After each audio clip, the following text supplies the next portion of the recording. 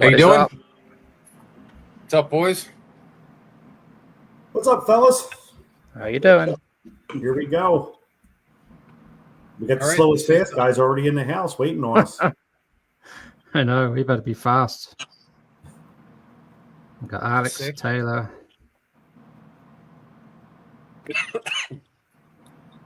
We got 6. Feel like JQ on one of his setup segments. All right. Well, for those 6 people, this is the Northeast RC Racer Podcast. My name is George. If you haven't seen the show before, these are my co-hosts, Toby Hampson, Beardman, aka In disguise. We're gonna go around the clock tonight. Vinny Manchanda. What's up, guys? And Tom Petrella. What's up, folks?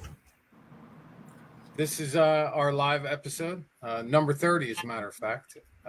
Pretty excited. We haven't done a live episode in a while. Super happy to have the 9 people watching right now. Hopefully we gain some traction as we go along. If not, we're going to roll on as per usual. So, Northeast, been real busy, right? I know Toby's been busy. Why don't we catch up with Toby Hampson a little bit and see what he's been up to with 46 RC? Sure. Obviously, it's been pretty quiet in the area, thanks to the weather. I certainly haven't really attended anything. Trains and Lanes has had issues, unfortunately. So their race, the Nitro Challenge, has been postponed, I think, out till October. So obviously, we all just got back from LCRC and recovering from that.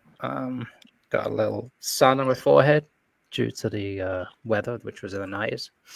So Face is really dirty too, Toby. I haven't seen all that, a lot of... I know, I haven't managed to get it off. It was good for the bugs, though, you know what I mean? But yeah, great event. I mean, I don't know if I want to go through it much, but we all had a good time. Exhausting. I had 5 or 6 people sign up for I did a photo package this weekend, which proved to be pretty successful. Ran around the track in the 90-degree weather with a camera with all the dust, which was awesome fun. Between trying to race myself and run the live stream was pretty exhausting. But I'm going to be posting pictures for the general pictures I got probably tomorrow. Sometimes I feel like quitting racing because this takes up so much of my time over the course of a weekend, but I like racing too much to do that, you know what I mean? So the whole thing kind of sucks the life out of me. So a lot of people are like, "Oh, Toby's so fucking grumpy," but you try and do all the stuff that I'm doing. Hey, try and keep my shit grumpy before you start all these ventures, so I mean, it's immaterial. Yeah, I do it to myself, you know what I mean? But yeah, I think everything went well. So on the broadcast and stuff. Anyway, that's me. That's it. That's what I got to say on that. Toby, I saw an advertisement of yours for dedicated photo ops. So, right, guys going around the track. Did you Yep. did you have customers this time around? Yeah, that's what I was alluding to. So there was promote your service. Yeah, so it was I had 5 people sign up for it. $50 for basically 10 or so, shots of their car, various places on the track. So it's more than just clicking the camera. Today it was post production, so going through the 537 pictures and finding the good ones and then editing them and then putting a watermark on and then putting them on the Google Drive. So reception from the folks has been real good. So I'm super happy and probably do that at the next race. I enjoy doing it. But out of the 537, there is quite a lot of photos of people's cars, single pictures of people's cars. So I'll be posting them probably tomorrow, in between doing my actual job that I get paid for. Imagine you're quite the critic, right? In the first couple of pictures, you're like, I don't like that. Yeah, I mean, I go At through like them. 175, you're like, this one. Well, yeah, like I think, you take a Perfect. picture on your phone, you flip it over, you look at it, and you're like, oh, that's really cool. And then when you actually put it on a big screen, it's kind of blurry and not so great. So reject, but try and get the best pictures and angles that I can, So, I love a nice alligator when they go by, or reverse alligator, as Alex also points out. There's a couple of and I missed it. And a tire exploding on the straightaway. I missed that one too. So. Sounds pretty cool. Yeah. Glad it's going well. Glad you got a lot of shots. Anybody interested getting that service from Toby moving forward, just hit him up at 46RC. And if you got any awesome pics too, don't hesitate to share them here.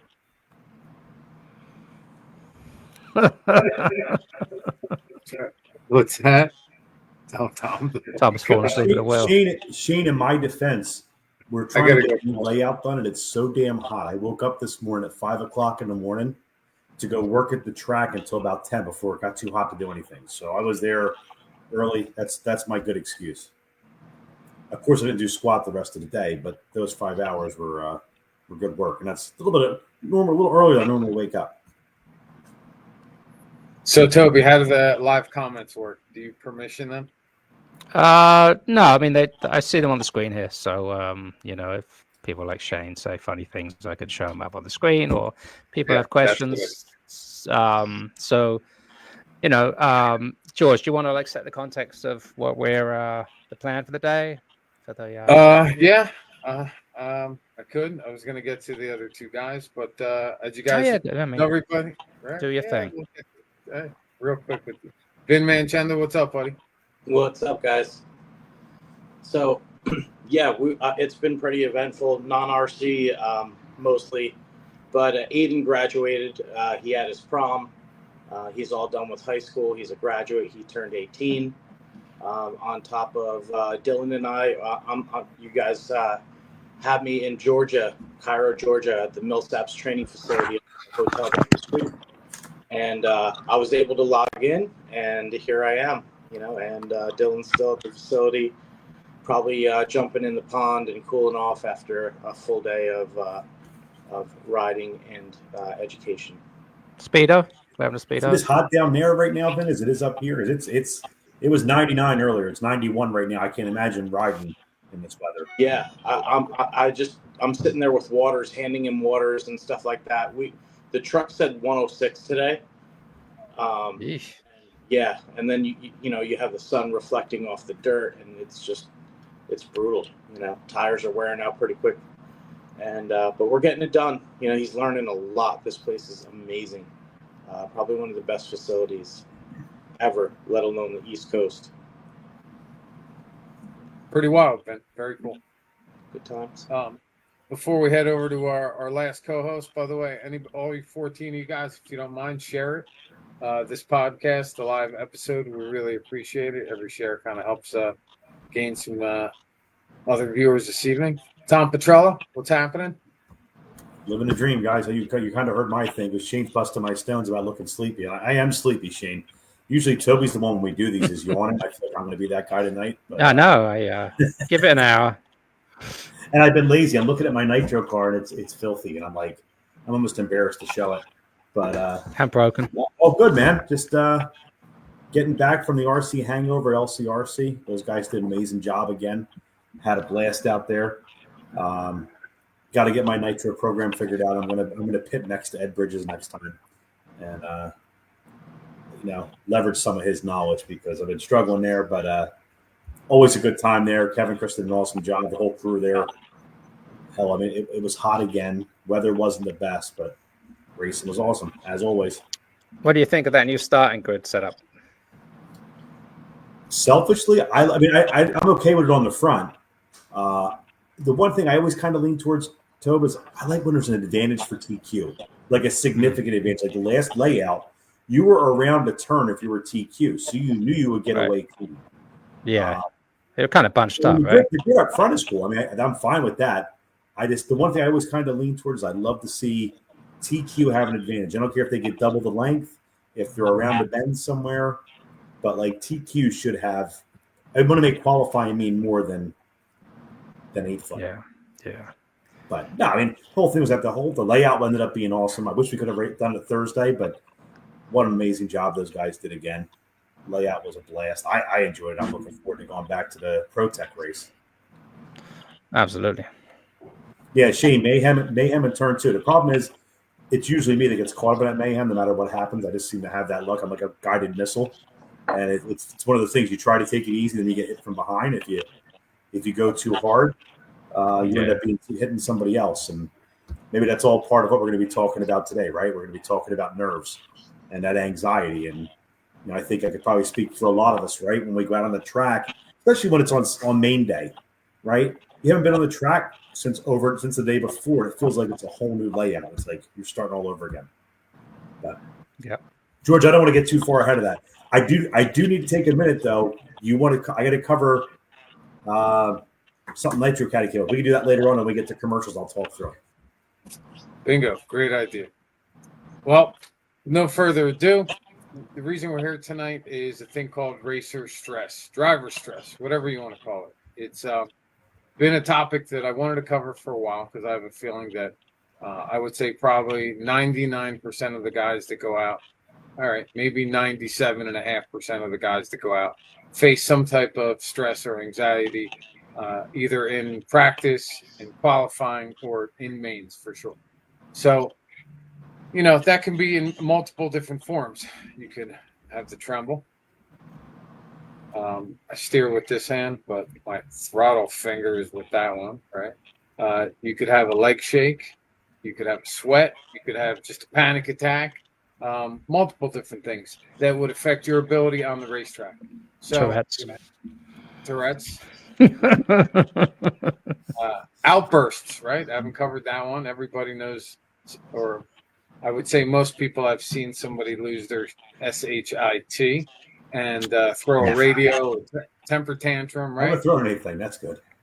I can't get minutes for the radio. The 13 guys watching, definitely comment on who you feel that you've seen outburst at the track, and we can laugh about that a little bit. But nonetheless, I thought it would be a pretty cool idea if we could cover that topic, right? All of us here on the panel will talk about, some of our racer stress that we've experienced.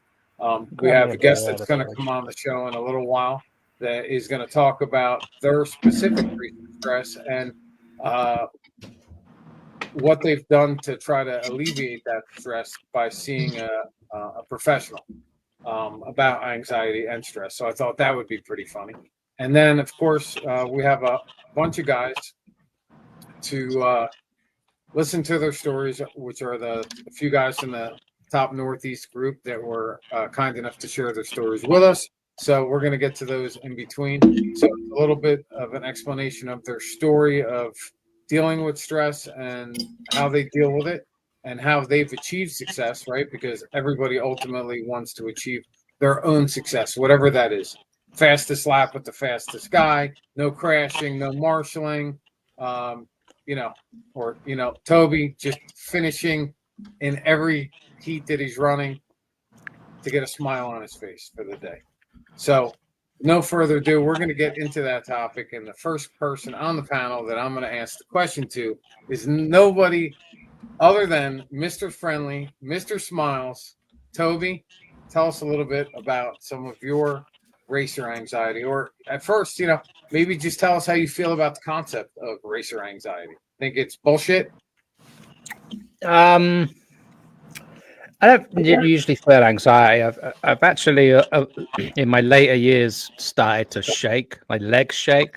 It's kind of a weird experience, but I start jiggering around under me. I don't know when that started, but it's been recent, like the last 5 years. But I don't get nervous. I think for me, it's confidence, which I really rarely have.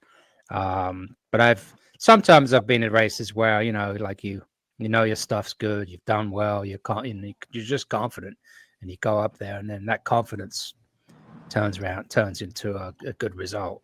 But when you don't have the confidence, typically it just, you know, you kind of just let yourself get beat up on the track, you know. So yeah, you know what I mean. Like I definitely shake. Never used to do that. But What do you think causes you? it? What do you think causes the shake or the leg tremble? I guess it was confidence, and my heart will start racing. You know what I mean? I like forget to. I often like kind of try and breathe heavily before, you know, I get some oxygen in my brain. But sometimes, you know, if I'm typically I shit the bed in the last lap. That's my specialty in any qualifier. So you can ask Taylor about that. Yeah, Alan, I do curse, but I do it in code. So, you know, bollocks and, you know, maybe the C word here and there, you know, and other cryptic messages that, you know, keeps me relatively undetectable. Get out of my way, you wanker. Yeah, exactly. That kind of thing. But yeah, that's kind of my experience. You got a story for those watching about your racer stress anxiety, something that may make us laugh, something that you may get aggravated about telling the story, but we'll laugh even harder. I Any of the mean, above? I could talk about, you know, losing my shit on a driver's stand because that's pretty regular. You can ask anyone who has to. You know, ask Taylor because he often has been. Poor guy's been pitting me for a couple of years now.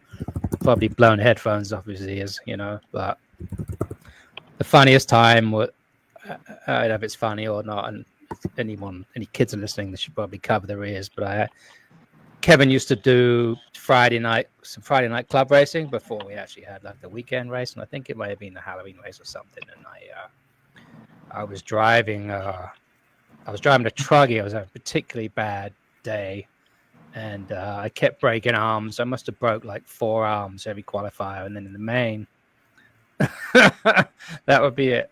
Dennis, it's Brooklyn accent.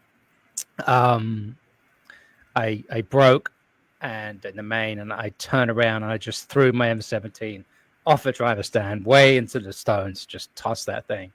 And Krista was sitting there under the tent, and she saw me, and I was like, "Oh fuck!" You know, I was like so busted. Just looked at me like I was sad, didn't I? But the M17, you know, it was great. You know, very durable. So if anyone needs to smash their M17, I recommend that radio. Might not do so well with the Fly Sky, but Toby, I run a Futaba. You mind if I borrow your radio when I get angry?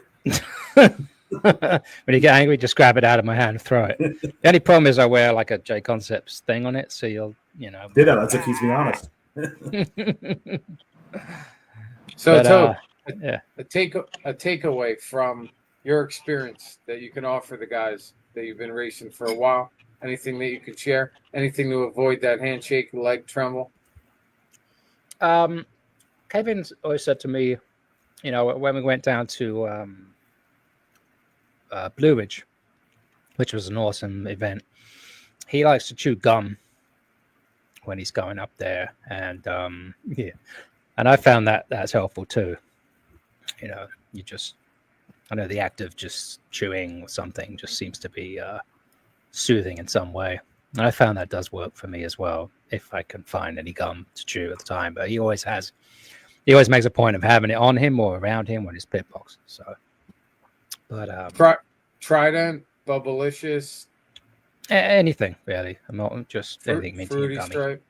Yeah, but and then, you know, I don't think, for me personally, I have anything these days. I don't have any time to get nervous, because normally when my main's up, I don't even have wheels on my car, you know, and I'm like rushing like a madman to find the wheels and find the wrench, and, you know, I'm never very well prepared. At least that LCRC. But like I said, for me, it's always been confidence. You know, I've gone into some indoor races, and, you know, I've either TQ'd or had a really good run. You know, I feel confident in the A that I could maybe get 2-3 and, you know, top 3, and, you know, that was everything. If you don't have that confidence, then you're just kind of like praying for some luck.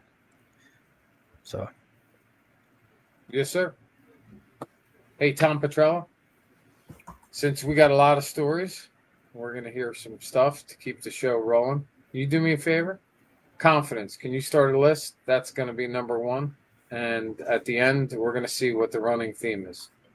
I'm putting In the meantime, I'm putting down tell me- chewing gum because, believe it or not, I knew we were going to record this thing, and I'm usually feeling pretty good when I'm racing. I had the first time ever I had a lip quiver as I was on the stand, so I'm wondering if the what's name will help.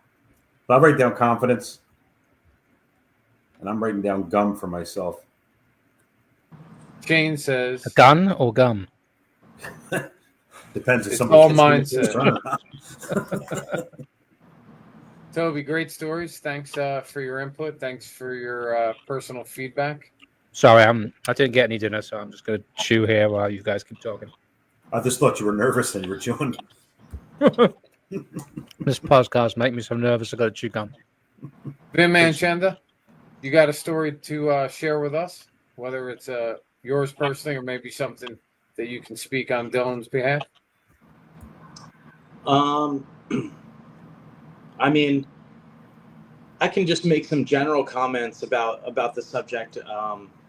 Off the top of my head, I don't have a story prepared or one that I can recollect off the cuff. But, I think one of the big things, of course, everyone's different. And, sometimes, it's just that spike of adrenaline, that gets it going. But I really believe in practice and preparation. If you put in the practice and you prepared, your equipment is solid, you believe in it, your work is good, and then you put the practice in, and the experience is the big thing. The more times you're up there on the stand, the more often you are, the more you race. I mean, look at like Maddie Long. She's racing constantly. Every weekend there's somewhere else. Man, I can't keep up. And she's doing great. And she practices, she prepares, she's wrenching on her own stuff, and she's able to get up there and put it down. So yeah, that would be the example, Miss Maddie Long. Yeah. So big fan. Those guys, her and Rusty, put in a lot of work. Sweet. Before we head over to Tom, our last co-host, Toby, just a little heads up. Sponsors after we cover Tom, and then we'll roll into some of the other content, such as our new sponsor. Tom Petrella, you got any stories you can share with everyone? Racer stress? You ever get sweaty, Tom, up on the driver's stand? Are you a sweater? I'm a sweater today, but no, normally it doesn't. Normally I don't get the sweats. That's for sure. But look, I think we all get anxious.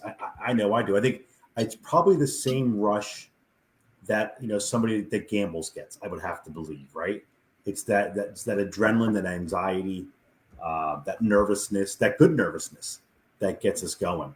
And it's nice that it can last for a 10-minute main or a 25 or 30-minute main. You can have that sense of excitement. I know we did a recording earlier, but I mean, the one that always gets me, and maybe it's because I run the 40+ class. I don't know. I gotta pee every time right before I go on the stand. Probably a little too much TMI, but I have to go to the bathroom every time right before I go on the stand because I get nervous. And that's been my thing. And that's usually been my thing until we talked about this last week with everybody. And again, I had that weird lip quiver. I thought I was Elvis out there. I was like, the whole way I was driving, it was kind of awkward. But no, I think ultimately for me, each time I do it, I'm less and less nervous. I felt like before I used to cave on the first lap. Then I was able to hang on to the second or third lap before I caved. I still can't get a whole race in, but it's lasting longer and longer. But I think the more we put ourselves in those situations and prepare ourselves for those situations, and I know Shane had said something earlier about that, about, getting your mind right before. I think being prepared is what also helps get your mind right. When you're confident, you're prepared the best you can be. But that would be, it's just, sometimes you just have to keep doing it. It's almost like public speaking, right? You just have to do it multiple times so you get to that level of comfort with it, and you just have to get beyond it. So that's it for me. And if you want a quick story, just so we can eliminate my whole video later, talking to Blue Ridge before Toby, I saw I was there. I saw the awards. They had these awesome aluminum awards, and I piped it in the first turn.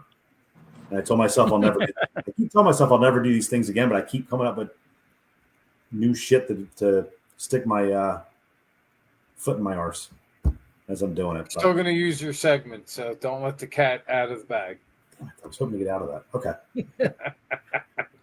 Well, we got a bunch of sponsors, of course, to pay the bills around here. We have a new one, and Toby's going to get into all the sponsor endorsements. Take it away, Toby. All right. So I guess our longest standing sponsor, right, is EP Mods, right? So we'll start playing a little video from EP Mods.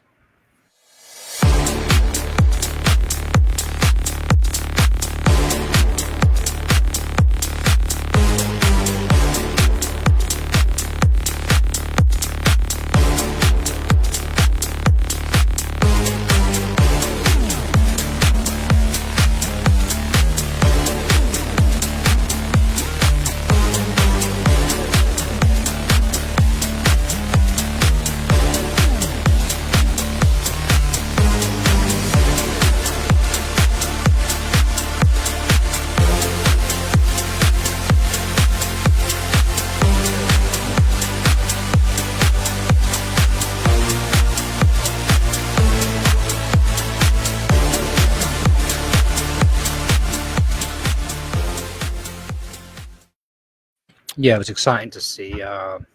Ed had, I think he had at least 3 guys on the podium this weekend who drove, I don't know, was it 40 plus or, 40 plus Nitro Buggy. At least 3 of them on the podium. It's engine in them, so that's good to see. Saw a lot of them this weekend. So this new video, Toby. Yeah, working at it. Looks good. Yep. We'll cover the other sponsors as we go along. So, we got a bunch of interesting vid from some of the local guys. So I think we're going to get, actually, before we do that, I want to say thank you very much to episode number 29's guests. Right, we had 2 of our local favorites come out, Tom McHugh, Uncle Jesse, Goodyear. We had a blast with those guys, bottom line. I mean, it was not a podcast. It was like hanging out with good old boys, having a good time, bunch of laughs, talking about racing, and those guys are welcome back anytime. So hopefully if they're watching, Omar, congratulations, buddy. I was so happy Omar. to see you up. Omar killed it this weekend. Oh, yeah. So happy. I don't think I can keep up with you now, Omar. I know, me neither. There's Mr. A-Main out there, Mr. Podium. Putting in the time. Mm-hmm. Bumping it up and taking it to the podium. I heard. What's Omar saying there? You want to read it, Tom? Yeah. Good old Dennis looking for his glasses when he actually had them on. So that sounds pretty funny. He was probably doing Samoji that Samoji had him. He wasn't taking ownership. What's up, Benjamin? What's up, Michael? A couple of guys joining in here. And Ben White, what's up, buddy? Good to see you. We got a couple of videos. So, Tobe, if you want, let's get into one of the videos with the guys. Tobe's going to play some of the local pros and how they deal with some of their racer anxiety. Absolutely. So we were lucky enough to, in the past, we've had Colton Finari, Jason Streffler, Jamie Graham on the podcast, and David Sedler. I'm going to have to promptly find that video and play it back. So I guess we can start with Streffler. George, what was the question you asked Streff before we just to set the context of what we're going to play? So the question was, when you go racing, do you experience any level of racer stress? And if you do, what is it that what do you experience? Is it a shaky hand, leg tremble, sweating, nausea, any of the above? And if so, how do you deal with it given their proven success, right? Because these guys not only have the stress or figured out a way to cope or deal with it, but they've done it in a way it's compartmentalized to the point where they can achieve success over and over again. And any portion of that can rub off on any of the guys watching the program or anybody watching in the future is always a benefit. So that's the point. All right, so we're going to start with Shref. And basically overlay the video on top of this fairly unprofessionally, but it's about 3 minute segment, 4 minute segment, so we can discuss it afterwards. Guys have comments. Gosh, I've been doing this a long time, so I think I probably more experienced it as in younger years than I do now, which is actually kind of odd to say. Mine, the worst I would get with leg shakes, and it was to a point where it would actually, shake my whole body to the point where, and that's really under when you're in like the real grunt of a race. It was never before a race. It was always during, which made it worse. And always when you're under those pressure moments, where you could be leading a race or fighting for a lead or something to that battle where you're in the real, the real stress inducing portions of an event. And I think, the worst ones for me, I think this was probably 2007, Snowbird Nationals. I've been trying for a couple of years to win a race at that event. And I finally was TQ or top 2 in my classes, and going into the main events, qualifying was no big deal. It was like, no, you knew your stuff was good. You trusted your equipment. You trusted yourself. Going into the mains, however, was a different story because now you're up against the best guys in the world. And who am I, And I go up there and, man, the first main I was in there, the first couple laps, it was like, I'm trembling. It was to a point where nobody else knows this. You're the only one that knows it, and you're like, please don't hit a wall, because the moment you tick a wall with an on-road car, your race is over. And, yep. And it's really hard to explain how you get through that. You have to focus and just blur it out. I would say even to the point of like last year, I haven't had the leg shakes for years, and it came back last year. You don't know it. I never told anybody. Big Mike, who's pitting me, doesn't know. But it's like, man, when you're in those close battles, and it's like, wait a minute, how am I this nervous? But that just, it just shows that you're actually, you care about what you're doing. You like the intensity of it. But I mean, it's really hard to explain how you would block it out. Just do. What do you think caused the stress? More often than not, it's got to be self-induced. You know what I mean? It's pressure you put on yourself. So, I mean, we're all doing this. I mean, except for the handful of guys that might get some money out of it at the end of the day, none of us are making money on this. We're all just, hanging out with buds, playing with our toy cars, spending a decent amount of money to do it. But in the, everybody wants to win, and we're all trying.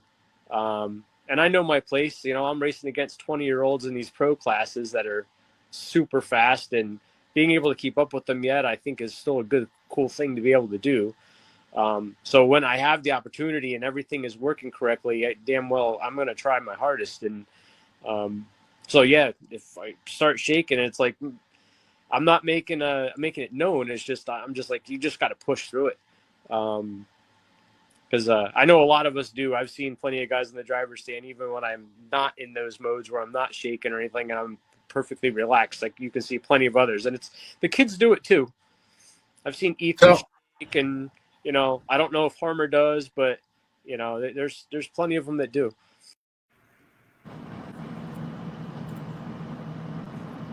Sweet words from Jason Streffler. Yeah, it's good to hear he has the You would never know he had the leg shake thing going on, the way he drives, but sort of soothing. Well, it's the takeaway, right? So I think a little bit farther in Jason's conversation, Jason talks about basically what the takeaway was, and I think he may have actually mentioned it in a little bit of his discussion, which is, being prepared, preparation, that confidence, knowing that he's supposed to be there is the key thing, not questioning it, right? Some guys question whether or not, they should be in the main or that level, or, it was just a stroke of luck, right? And all of a sudden they're in the A and they're not used to it, or whatever the case might be from attrition, and, how they're going to handle that start like Tom was talking about. So any of the guys that are, watching, feel free to post a comment or a question in regards to how you feel or something at a race. Yeah, putting up some comments here. RC Frank Pauling was just saying, you tend to put pressure on yourself, so it's all kind of self-inflicted. Got Luke Mendelson commenting here. I think he feels the pressure helps him focus, and easier to drive, I guess, up, with faster people. So, people handle it differently, right? Most definitely. And that's an interesting one from Gary Terry was mentioning, it's one thing I talked to Ryan lots about this, when you crash, you think, oh, I'm going to make up the time by driving like a moron, you know what I mean? Just gassing it. And then you end up and you just end up blowing more time. So, he's just like, just try and get back into the race, get back in the pace, and, and just, I guess, wait for other things to happen in the race, right? Other things, people flaming out, people crashing, whatever, because that's the only way you're going to really make up the time you've lost. So, but it's never over till it's over, right? You never know. I've given up podium finishes on the last lap. I've also gained podium finishes on the last lap, right? It can happen either way. So you just got to drive all the way through it. Being prepared, right, Tom? From the last episode or one of those interviews, right? Being prepared when the opportunity presents itself. But Jason goes through it like the rest of the guys. And Jason, I think Toby had a follow-up segment, which was basically a story that he shared with us from one of his race sequences or race events. I don't know if you're able to find that. Otherwise, we could roll into some of the other ones in terms of their explanation of stress, how they deal with it, and or follow up with their post story, so to speak. What do you think? Did I? So I'm busy in the comments and trying to do logistical stuff. Yeah, can someone read the comments? Because I'm kind of only on my phone and I can't really read out. Gary Terry just posted something up. What did we read that out? So Gary said stress comes after a crash for me. It automatically turns on the afterburner for a lap or two until I calm down. Yeah. So I think the biggest thing, right, that's important after you crash is not so much squeezing it or afterburner, but finding that rhythm, right? Whatever you had before you ended up crashing. Once you find that rhythm, right, then you can kind of get back into that sequence of trying to make up time, even though you never make up time, but nonetheless. Yeah, you naturally think, oh, I'm gonna push harder, but you end up just like blowing turns, over jumping, under jumping, or whatever, and you just turn into a. Yeah, we used to call it. My buddy Jay calls me a Toby lap. I'll crash and then continue to crash for that at least one or two laps until I get my shit together. So I still ask Taylor. I still do that. Unfortunately, just always a work in progress. You got to lock in, get in the zone, and get consistent. That's right, Dennis. So, Toby, you want to continue adjacent segment, or how do you want to break it out? Setting it, George, or cutting out of it? Do you want to continue to play Shreff's segment, or do you want to break it into? Yeah, I think we'll move on. I'm going to drop an ad real quick. Let's talk about Nitro Caddy, and then maybe after that, Tom, you want to talk a little bit about the exciting Nitro Caddy news?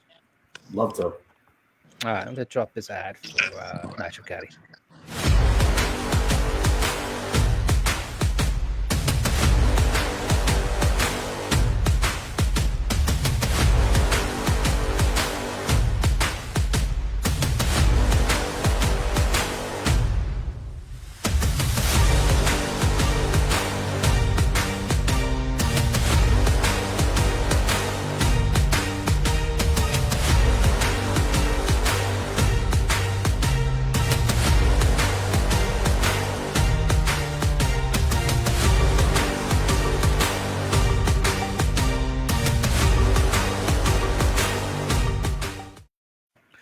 So yeah, big shout out to Dennis over Nitro Caddy, who's been a sponsor of the podcast now for a little while, and it was exciting to see Dennis and his new innovations and everybody at LCRC using the Nitro Caddy products. So Tom, do you want to talk a little bit about the recent news? Yeah, I'm gonna slide my computer back a little so you guys can see everything. But you guys all saw I know he was Dennis and Rob Samoja on the Slow as Fast podcast. If you guys haven't seen that, definitely check it out. Alex and Taylor, Dave, and I haven't met Mike yet. I got to meet Mike, but anyway, they had those guys on there and they were talking. Dennis was talking about this new product he came up with. He says it's gonna be game changing, and I thought it was just Dennis, talking a good game until I saw it. And he debuted it on his after show after LCRC, and it's the Nitro Caddy bump plate. And I'm not sure if you guys are familiar with this, but this one's made for an AE. I'll do my best to show it up close. But this thing, he made these that fit on top of your starter box. You can just tape them on there with 3M tape. There's also recesses for screws if it ever moves. But according to Dennis, the tape's all you're ever going to need. But what's really cool with this, and I'm going to try to do this the best I can with a small screen. But my Nitro buggy that is dirty, this plate will go onto my starter box. This locks in perfectly to your chassis. And now you're lined up on your starter box every time. And I know what a lot of people are probably going to think, and what I probably thought initially was, well, what do I need that for? I could start my buggy every time. But the problem is how often you have a dedicated pit person who's pitting the same person pitting your car every time. You put this on your starter box, it's foolproof for anybody. Anybody could be your pit person, and if you come in, they can get you fired back up right away with this. He makes them for all the different buggies. You can get them for, obviously, an associated one. He's got it for Techno, Kyosho, HB, all the different brands. And I think probably one of the coolest parts about this, and there's a lot of cool things about it, but he's going to make one for Truggy and Buggy that'll work together on most chassis. I think he's going to do it on all chassis. So essentially, he'll have a part that's going to slide on here. Like this, say this is the Truggy one. You'd have a piece that's slid on the back here, and then it becomes a Buggy one, and that clip will come in and out. So you can use one starter box for two cars, and it'll line up perfectly every time. So kudos to Dennis. Kudos to Nitro Caddy for coming up with this. Yeah, this is going to be one of them. Why the hell didn't I think about that? And Dennis is probably going to have a bigger motorhome next year. But yeah, I think the arrows are key, right? Absolutely. Everything. I think it's just a really well-designed product. You see somebody flame out, and what you want to do is help them, and then you grab their starter box and then try and start them back to front. So happens every day. I see it. Did it this weekend. Did it this weekend to somebody. There's a picture that I took of this. Is actually Dennis's box. Cleaned it up, and you can see how the plate fixes on the blue box, which everybody uses. So it's pretty neat. I believe he's going to be offering different colors. I think I have a super quick video, not particularly, doesn't got any sound. I'm going to show you real quick.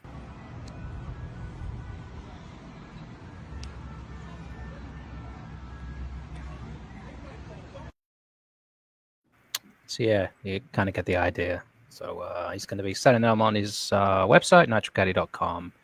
And it's pretty early stages right now, but I'm look forward to seeing that grow this year. I think it'll be pretty popular. It's a great idea. Oh, It's it one of looks fantastic, Dennis. But it doesn't work for e-buggers, George. Alan got a nitro. It's only a matter of time before George gets one. Go hook him in. Hey, if Alan's got one, that's the last person on the planet I expect to get a nitro buggy. So. Yep, still waiting to see a debut on that coming out. Hopefully it's this season. It's excited. I've seen it. It's not just an urban myth. It's reality.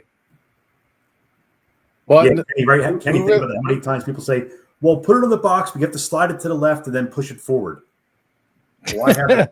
Right? Just wiggle it around a little bit. It's consistent every time. I think that's some great comments here. And it's an awesome addition to Dennis's product line. So hit him up. You just put on there. It'll be available at LCRC's website soon too. I'm going to put the URL here on in the chat. Somebody was asking, where do I buy that? NitroCaddy.com. All right, good stuff. We had some comments that scrolled through there. Can we read some of those comments real quick? Sure. Dennis. Yeah, Dennis just mentioning there'll be for sale at lcrcwhisper.com very soon. Kevin and Chris are very excited to see the product launch this week, so you should be able to get those. Kenny Jeffries says nothing more aggravating than having to pay for a guide. It doesn't line up properly. Yeah, I can't agree more with that. It seems to happen almost to most people. What else we got here? Yep, like Mark was saying, the arrows. That's a big win.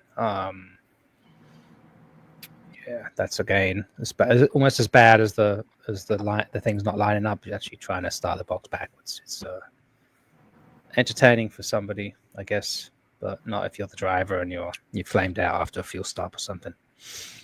Anyway, well, it's a good segue back to nerves. How nervous you as a pit guy, because you don't want to. I'm sometimes more nervous pitting for someone than I am racing.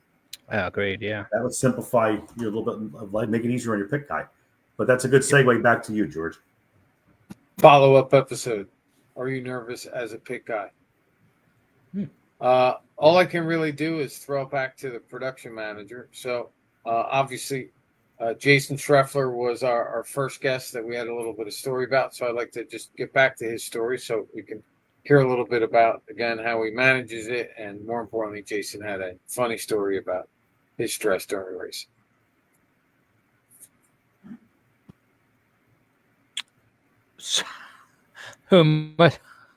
So I was reading comments. Who am I playing? Another one? Another clip? Or just Schreffler, just continue. Hey, Tom.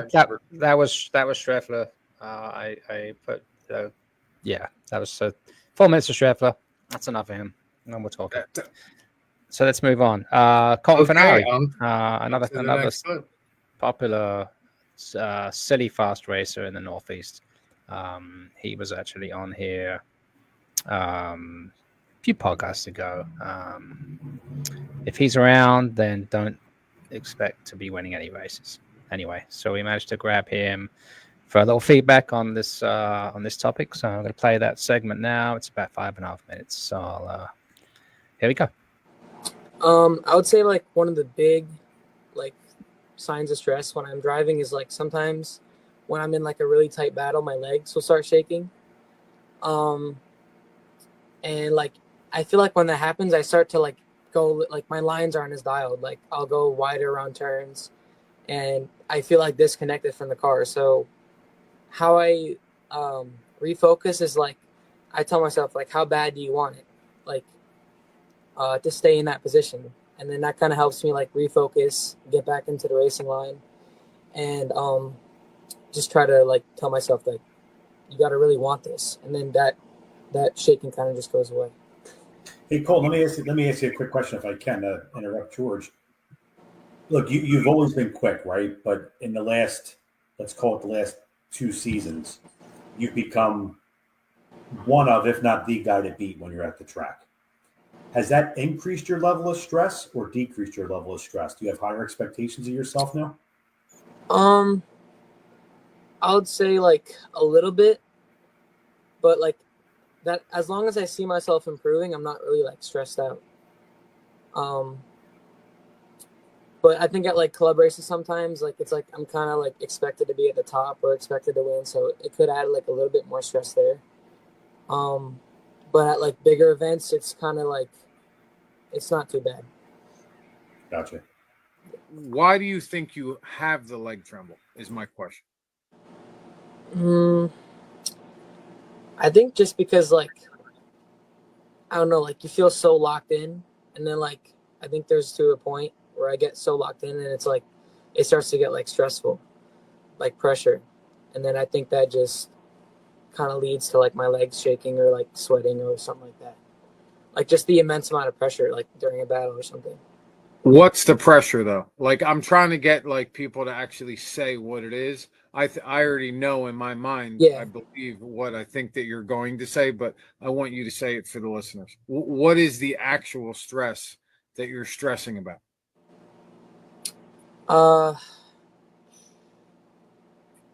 Just like Go ahead.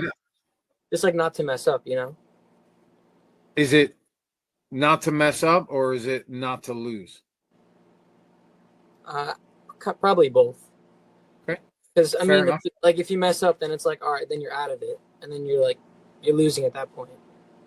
Right. So, in some cases, it's the fear of potentially making the mistake, which jeopardizes the win, of which we have no control of, other than maintaining that focus and what you said before, which is that do you want it bad enough to keep your focus?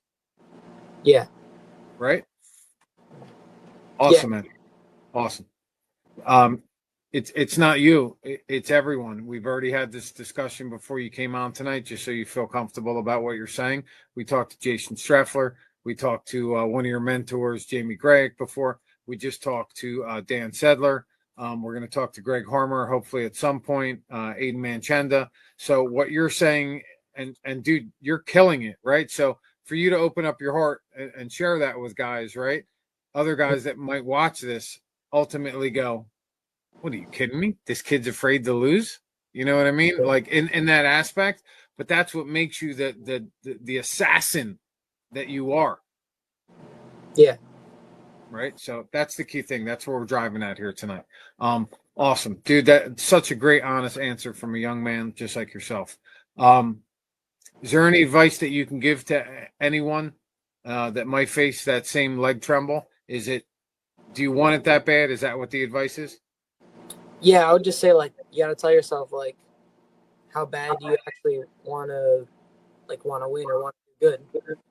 And I think once you kind of start to think about that, it's like all right, then you gotta lock in. Like you gotta stop shaking or trembling or etc. One time at Trains and Lanes, I think it was like either a year ago or 2 years ago. It was the HB race days race or whatever, and I was leading the e-buggy race.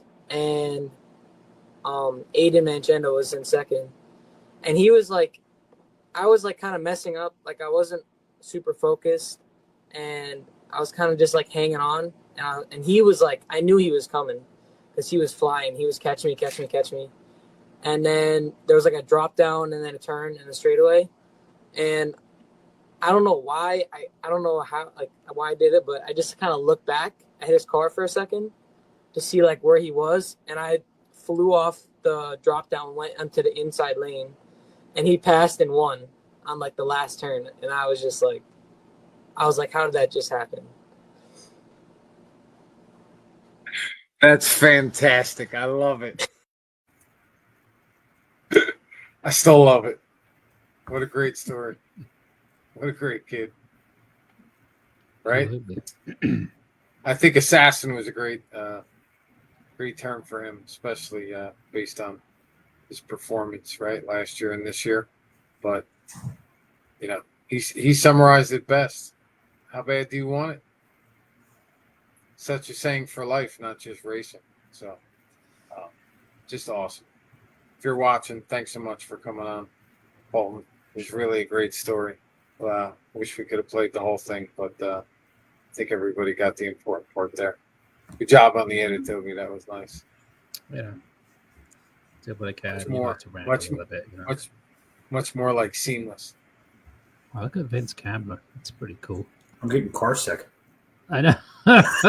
What's going on? Sorry, guys. I had got his Dylan phone is on the at the dashboard. track, and I gotta go pick him up. Be safe, buddy. Be safe. But yeah, I'm trying to stay connected. I actually can't believe it works. So I'll turn off my camera so nobody gets sick. Bingo. That's a good idea. Well, just don't crash. It'll be, well, maybe you should be more entertaining. Toby, you got to keep those internal thoughts in your own head. You don't say shit. those out loud. Did I say that?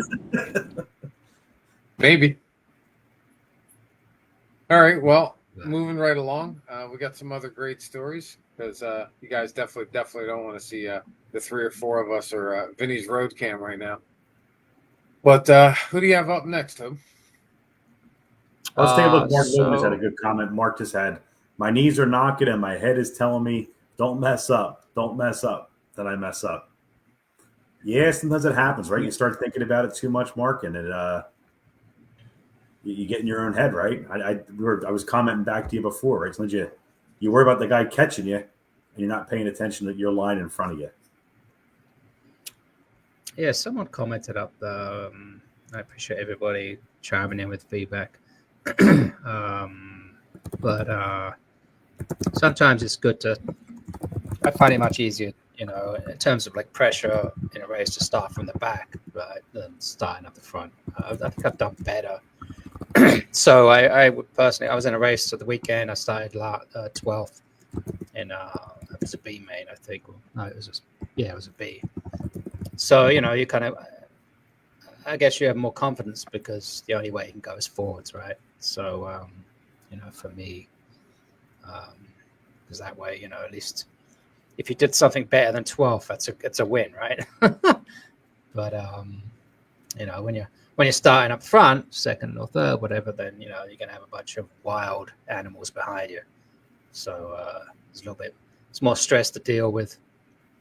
So yeah, like people were saying, the classic is the announcer's curse, which I think gets us mostly all of us, right? All of us regular people. Probably not the Schefflers of the world. Toby, I think starting 12th isn't about like you don't have the stress of starting up front. When you start in 12th, right, the attitude is I don't have anything else to lose. You're not going to go and send it and hack people, right? But you're like, all I can do is move up from here, right? But yeah, that's what I was saying. In the front of the pack, right? Or you bump up, just re-emphasizing what you're saying, right? You get in that bump up position, right? Now you got the stress of can you stay in bump up position? Are you going to finish in the top 2, top 3, depending on where you're racing? So the level of stress starts to increase right there, right? But I think that focus, right? You gotta keep your eye on the prize, right? Keep your eye on the ball. Not so easy. Yeah. Tom was saying if he doesn't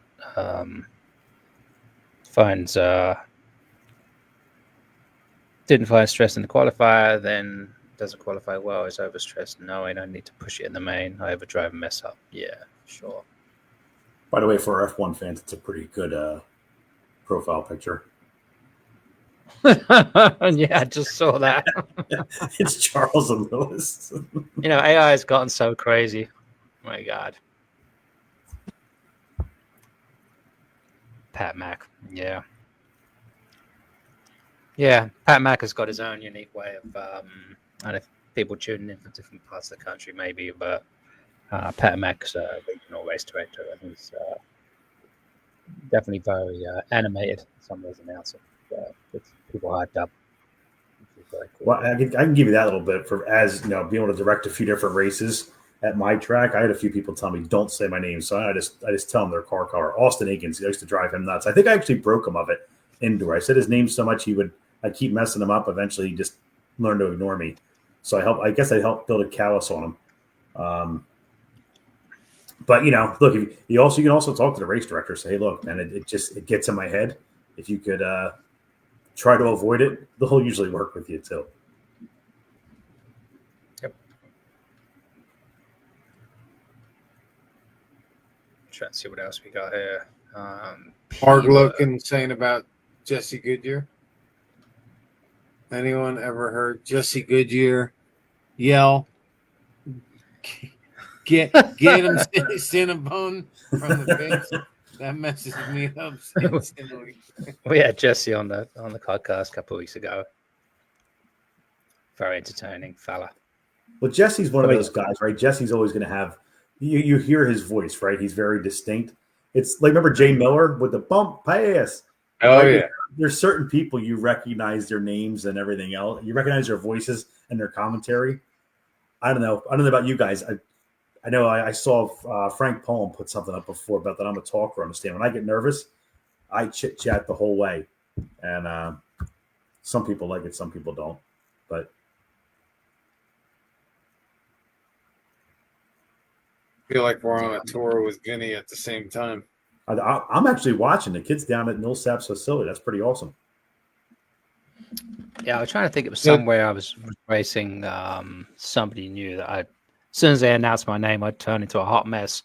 So they would just avoid saying it, period, which definitely helped me. But yeah, racing announcers curse is a real thing for sure. Put Dennis Bruce comment up there.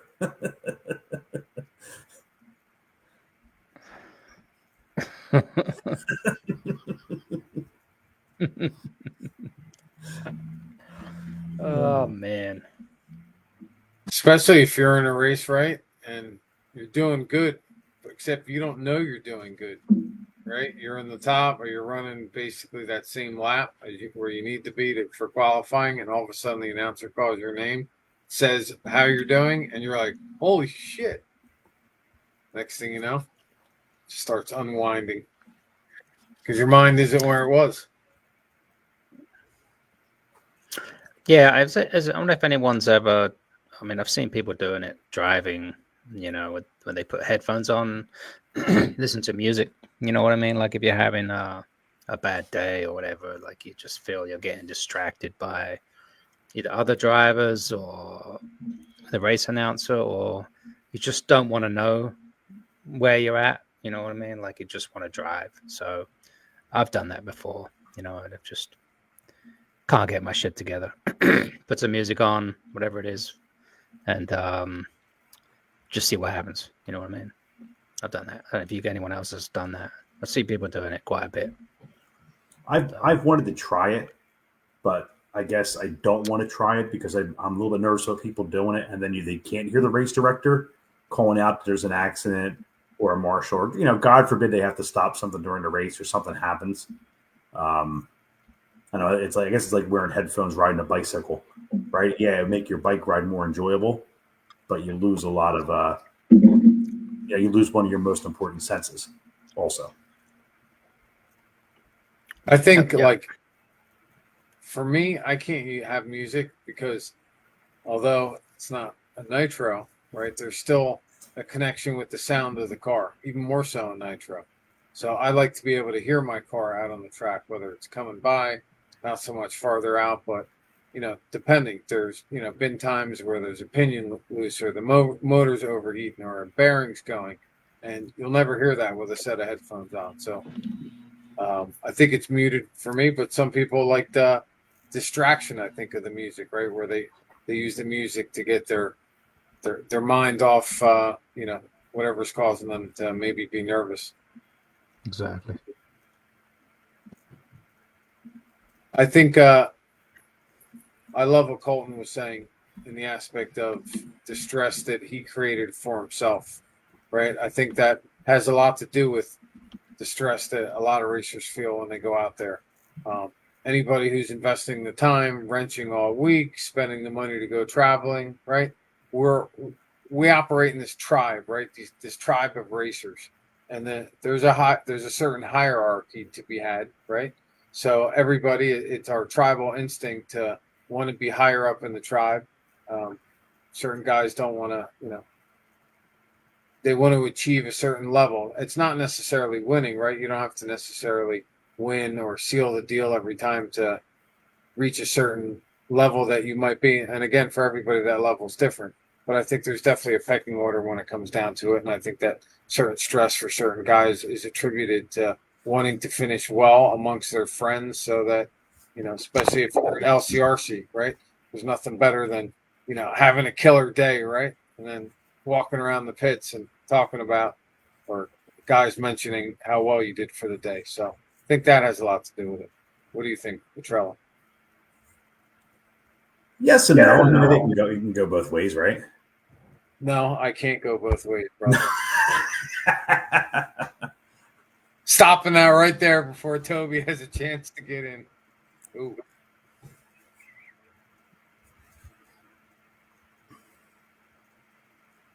I'm just reading some of the comments too, so I missed.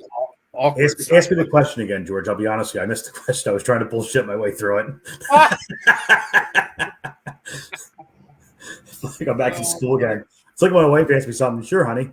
Oh, no, I can't ask that question again. It was too long. Toby will pass out. Oh, my God. We'll have to just skip to the next interview.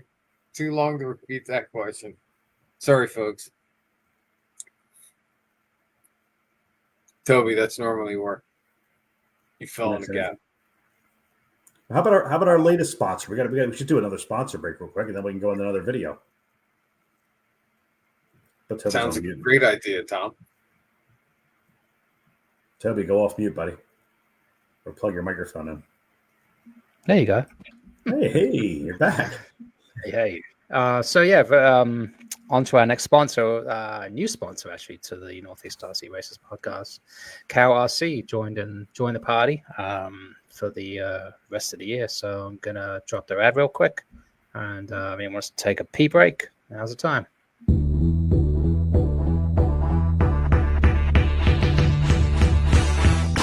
Cow RC is your one-stop shop for all things RC maintenance, carrying everything you need to keep your vehicles looking good and performing at their best. From MooClean part and chassis wash that's gentle on your RC's components, to jet air blasters that eliminate the need to carry those large and noisy air compressors, Cow RC has you covered. Even down to our convenient hide wipes that keep hands and other surfaces clean.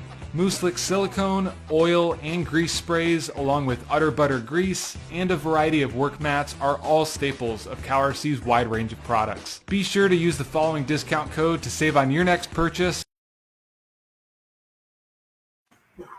All right, check it out. So don't again, check out that discount code. You guys can get 10% off your Cow RC products. Sweet. I think that's our first discount code offer. That's right. Right on. For all you peeps. So Tom, all right. In summary, you ready, Toby? You got queued up? No, go ahead. Go ahead. The summary was, right, that self-induced stress. Absolutely. What was your position on that? Do you feel that, do you agree with that statement that a lot of times the stress we face is self-induced for wanting to achieve in a peer group? That's really what the summary of the conversation was in 30 seconds or less. Yeah, well, I think it varies, right? We all do this for different reasons. So I think, yes, stress is self-induced. What's the why you're stressed? Well, that could be for a multitude of reasons, right? Personally, I try to go in like Toby said, you bump up and in. For there, that's like my lowest stress situation. I feel like I got nowhere to go but up. But one of the things that a buddy of mine, Rich Chambers, who I started racing with way back when, he always would say, look, all I want to do is if I start 7th in the main, I want to finish 6th or better. I just want to improve. So you have a tendency to get a little bit, I get stressed in that way. I always think about that. Like, I just want to finish better than where I started. And of course, the higher up you are, the lower your odds are of holding on to that better position. But again, why people feel stressed, I mean, that varies. You know, the attaboy things and things like that really don't matter for me. I look forward to a good race like this last weekend at LCRC. I had an awesome race with Adam Gregory. We were battling for third and fourth. We were just going back and forth for a few minutes during the race, and that was some of the most enjoyable racing I've had in a long time. I don't care if it wasn't for a win. Having that battle with somebody for an extended period of time, and it's clean racing, is awesome. So that, but it also stressful too, right? It's stressful. I'm stressed being behind somebody, right? I don't want to ever take anybody out. I also know in my own mind that I can drive stupid and I can get overzealous. And the last thing you want to do is hit somebody, because I know if I hit them, not only are they going to be disappointed and upset that I did it, I got to wait. You know, you got to do the right thing. Racer etiquette is you got to wait. So now you took yourself out and them out at the same time. Do you feel stressed for sponsors? You know, is that part of it too? Sure. Do I think J Concepts is going to drop me if I finish fifth instead of, you know, fourth? Probably not. Right? You know, it's going to hold it against me. I think we can all do for our level of people that are sponsored. You know, I try to recalibrate my mind and say, no, that's when you go walk up to somebody and try to help them. I think that means a hell of a lot more than your finishing position. Even though sometimes in your mind you may think that way, that, hey, I got to do better finish wise. I think of I don't know if it's true or not, but a good friend of ours who doesn't race as much as he used to, I think put a ton of stress on himself for results. And I think that took a lot of the enjoyment out of the hobby. And, you know, that's it. I don't think unless you're grabbing a paycheck from these guys, I don't think they're really too worried about your finish position. It's more about being an advocate for the brand and an advocate for the sport. Yeah, I mean, I think I don't want to get into the whole dispute conversation about sponsorship or whatever, but I think you put that pressure on yourself, right, when you get into these contractual agreements, customer contracts, whatever they are. You really think, you know, I really got to do well, I got to please my sponsors, blah, blah, blah. But, you know, it's just another way to make yourself, you know, crack under certain conditions, or put expectations on yourself that maybe you just don't need, or take some of the enjoyment out of it, right? I'd love to hear Vin's perspective. I know he's, unfortunately, the timing's probably not right, but if he's listening, he can jump on for a second. It'd be great to hear his take on it too. Braden, I see your comment. Trusting your equipment's a big one. Totally agree.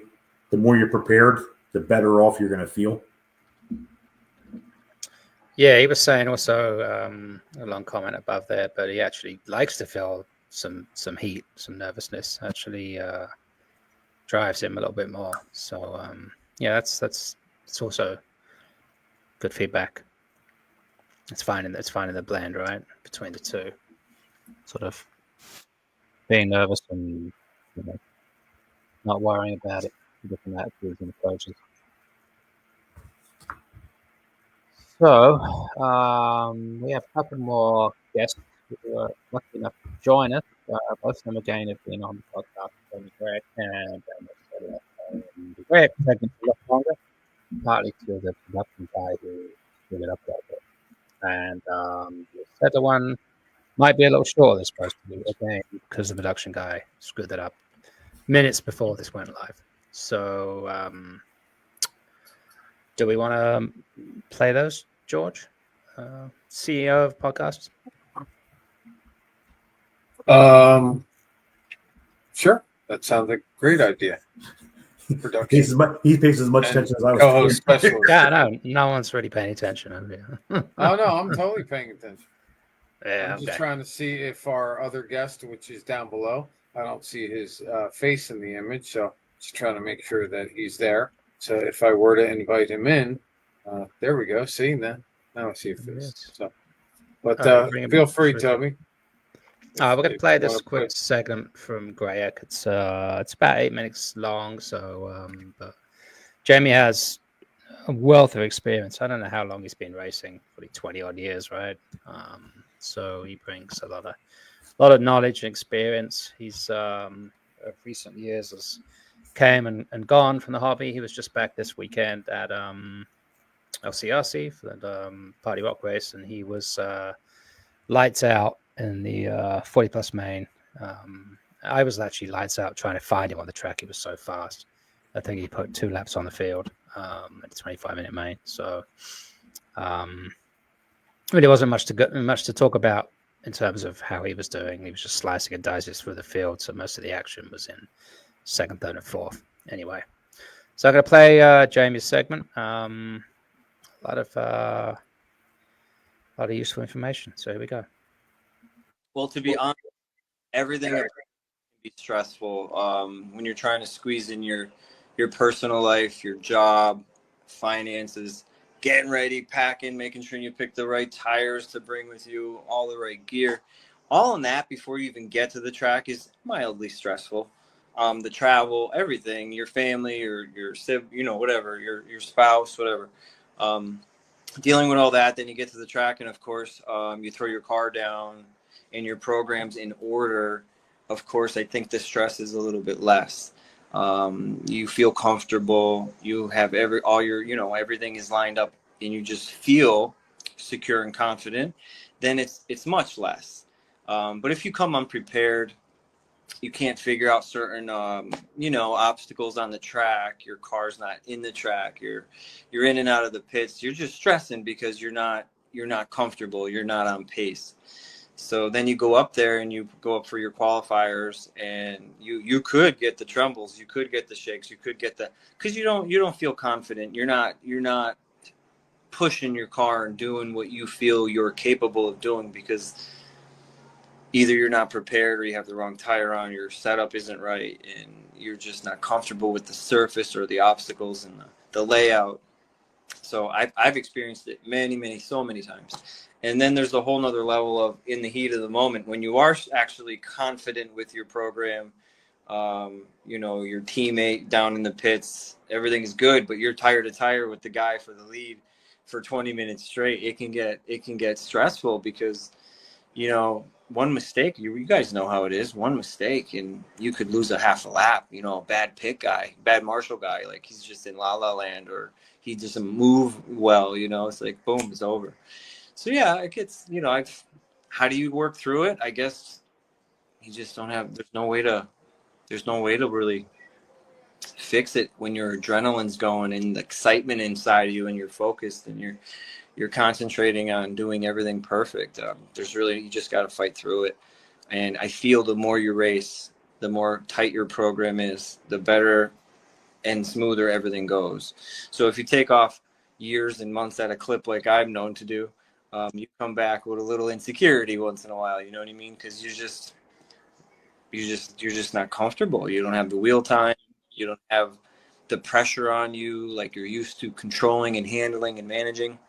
So Jamie, I don't mean to interrupt, but you made a good point, and you're unique out of all the guests in what you actually just said, which was, I've been out of it for a while. I stepped back into the racing game, and I have a little bit of trepidation about getting back into that next race after a hiatus.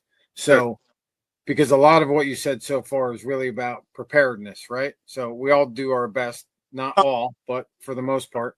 So how do you, putting the preparedness to the side, okay, what type of racer stress or anxiety would you feel when you come back into the race scene and you've had a hiatus for a while? And what are some of the things that you might feel, and how do you deal with those? I guess it's doubts. It's, trying, if you have certain people in your corner saying, they expect you to do well, even your sponsors want you to do well. So that's pressure. You go out there and you're like, I should do this, I should win this, or I should top 3, whatever your expectations are. It could become stressful and make you anxious and, lose your mind a little bit because maybe you're just doing everything wrong in from run to run. Sometimes you make mistakes. You go out and we talk about it all the time. Like it's a constant tire game. It's a tire game. So you get stressed out just picking the right or wrong tire, let alone when you're up on the driver's stand, putting it down. That's a whole nother story. So how do you deal with it? I don't really know, man. Like you said, you just got to get through it, work through it. And the more you race and the more you do it and the more you go, and the better and smoother that all becomes, the less stressful, less anxious, less shakes. Like I get the little shivers. They're like micro. They're there though. But when I'm confident and when I'm comfortable and I'm like, I own this track, this is my track, I don't shake at all. I just dominate it. And that's how, when I win a race, it's because that's how I feel. And when I lose a race, it's because I don't feel that. It's pretty much, in my opinion, like the true opinion of how I feel. Like at our local regional races, you know, when I'm going up against like the pro guys and stuff, I don't have that mentality. I know I'm going to get out skilled here. So I don't think that way.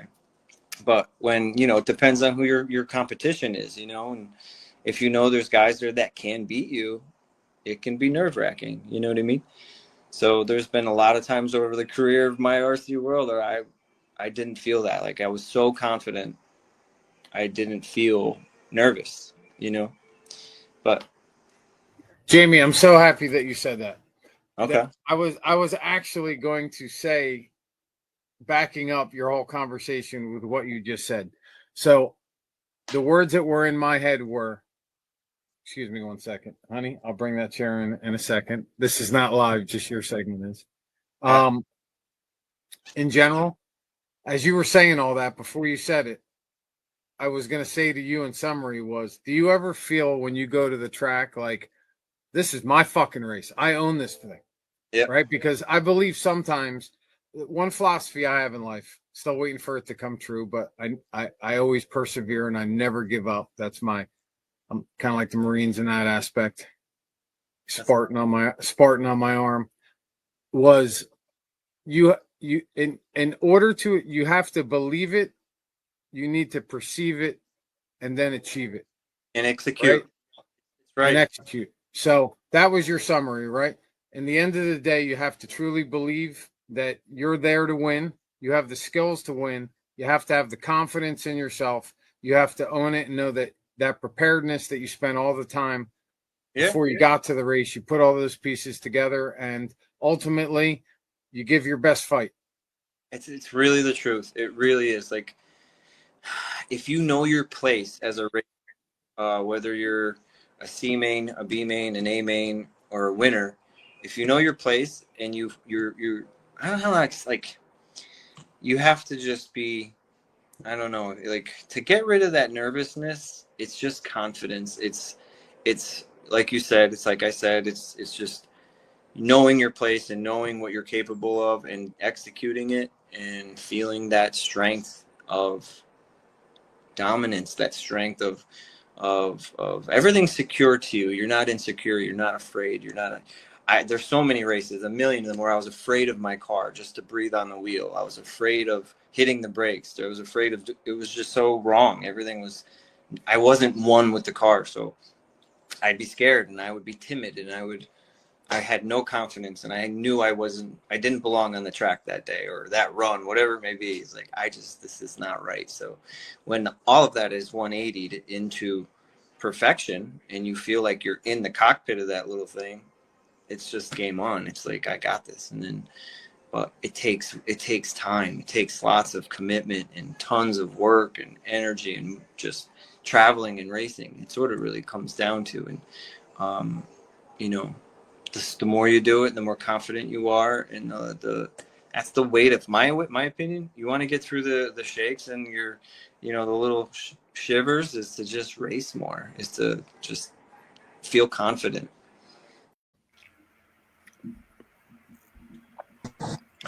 Awesome words from an awesome racer. Feel confident. It's all about that. Confidence. We want to bring your buddy in here. Yep. My Mr. buddy. ML Toys. Mr. ML Toys, yep. What's There up, he is. Al? What's up, guys? How's everybody doing? What's up? I feel like I haven't seen you all forever. Been a few. Yeah. Missed you last weekend. I don't understand why you picked me of all people to be on this podcast. Yeah, it makes no sense at all. Yeah, we're wondering the same thing. So, Alan, I was talking to you about doing this episode, and basically, knowing you, good buddy of mine, going racing. We talked a lot about racer stress, racer anxiety, the effects of that stress. So, you had basically shared with me that you were suffering some of the same, I think, like hand trembling, and you were interested to see if you could figure out exactly what the source of that was. So I invited you to come on the podcast to see if you would share a little bit of that story with us so that other guys might have some insight on how you or maybe what causes it, how you're dealing with it, and whether or not you've seen any improvement. Yeah, awesome. You were with me, Motorama. I had, I think it was 2 C mains that I started towards the back of the pack in, and by the second or third lap, I was leading both of them, getting set sights on bumping to the B, and both times, as soon as I got to the lead, the handshakes just came on, and most of you guys are seeing me because I get it in practice even sometimes. But what happened at Motorama was unique. Maybe it's the pressure of Motorama, the biggest event we have up in this area. But one point at Motorama, there was a tight right turn right in front of the driver's stand. So you have to look down, and I could see my hands. And when I'm trying to crank that right turn, my hand is shaking so bad, I can't keep the wheel at full lock. Like the car's wheels are doing what I'm doing. And it wound up costing me both of those races. I fell way back towards the back of the pack. And I realized I'm not going to get any further in RC racing if I can't get this under control. Because once that shaking gets to the point where, whether it's legs or whatever the nerve thing you have, if it's affecting your driving, it's a limiter. Like I wasn't going to get any further. So I went for hypnotherapy. And it was pretty cool. I just I got to try something, what am I going to sell all my RC gear or try to figure this out? So I found a hypnotherapist. They do hypnotherapy with all kinds of athletes. So I figured competition's competition. Let me see what they could figure out with this. So it was a really cool experience. She had to get to know me. As great older lady with a Russian accent. I don't do accents well, but so I'm like, what is she gonna mind fuck me to do here? Can I say that? Am I in trouble? Did I just change your rating? You can say that. Alrighty. And it was really cool because I didn't go into it understanding why I was shaking. I'm a pretty confident guy in all aspects of my life. So I didn't quite get it. But as we explored it more, it's not about whether you're a confident person. It's about, are you confident to reach that next level? Now, for the last 5-6 years of racing, I've been finishing second to George by 1 second every freaking race. I don't get to win. I have a lot of second place trophies up around here. And so the win, to me, winning, well, even if George isn't there, it was a next level for me to get to. And so apparently that was holding me back. So we did these cool hypnotherapies where the first one was she basically had me being like a little guy inside my mind and learn how to control the switches of my emotions. And that's okay. And that's easy to say, but it didn't feel practical to me. The one that really worked really well was the next one where we sat in therapy talking about things I've done well in life, not necessarily relating to racing, but accomplishments I've had in my life, and pick something that represents a physical thing. And then you pick your happiest place that you know of. And in the hypnotherapy, you basically walk down into that happy place and you have a ring around you with all of those things that you've done well. And so you feel confident. It's a way to build your self-confidence because you're surrounded by your accomplishments. And I like that. And so then the third one was to picture yourself driving while you have that circle of confidence around you, and then take it to the next level of actually picture the win. And that was that wasn't actually as useful. I thought the middle one was, and I play them over and over again and would go down into the hypnotherapy trance, and it's been very helpful. I can't say that it's gotten me through all of the shakes. I got nervous at the last LCRC, but what I found was different now is when I'm driving, and I think the last LCRC, like I did the same thing. I went from the back of the pack to the front in less than a lap. And as soon as I got to the front, I felt the nerves. But I'm able to now tell myself, you're good enough. And, picture myself in my happy place, in that spot. And it calms me. And I can kind of laugh off the shaking. And it may come back a half a lap or a lap later, but it's going to take time. But it's made driving controllable for me again, which I've been really, really excited for. And at the same time, it built me a lot more confidence in the rest of my areas of life too, which have caused a lot of life changes and growth, and that's cool too. But so, I think you guys started the podcast talking about confidence, and that's really what it laid down to for me. And it's one thing to say you're confident and to tell yourself you're confident, but apparently it's another thing to really believe it. And that's an inner core thing. Yeah. That's been the adventure I've been on since Motorama with handshakes. Do you think it's more situational? Someone's got a speaker playing. Do you think it's more situational, like a specific event? You feel confident, based on some conditions you've done well, or the competition you're up against, or you just think generally you just have a more confident outlook now? You just go into all races feeling like you're going to do well. Yeah, no, I think it's more of it's an inner confidence. It's not about what the event is. It's how do I believe I'm going to do at this time. I'll shake in practice because I'm putting too much pressure on myself to run clean laps in practice. It's not a huge thing just to run clean laps, but if that's the pressure I'm putting on myself to achieve, that's when the shakes seem to come. So maybe that's why I was shaking more at Motorama. I don't shake in Truggy because they only run it in one class, so I'm not making A main, at LCRC with Truggy. I'm a C mainer at best. So I'm out there having fun with it. I don't feel the pressure. And so I haven't had shakes in Truggy class. So that's interesting. Hopefully I won't have shakes in Nitro class because talk about zero expectations, Don't flame out. That's it. Don't flame out. I can't seem to even get that part right. So yeah, that's all. Look, Alan, thanks for sharing. I give you a ton of credit for having I really appreciate you taking the time to share that story, right? Because I know you were joking earlier, right? But I've seen you shake up there, but kudos to you for trying to find a solution to it. For sure. We all want to improve, and sometimes you can't ignore away things that are happening and hope you're going to improve. And I always come back to, I remember, did some training back during work days, right? And there's 4 different stages. There's an unconscious incompetence where you don't even know something's wrong. Then there's a conscious incompetence where you're like, hey, I know this is wrong and I have to find a way to fix it. Eventually you get to yourself to conscious competence where you think, all right, I have to concentrate, but if I do that, I can be competent.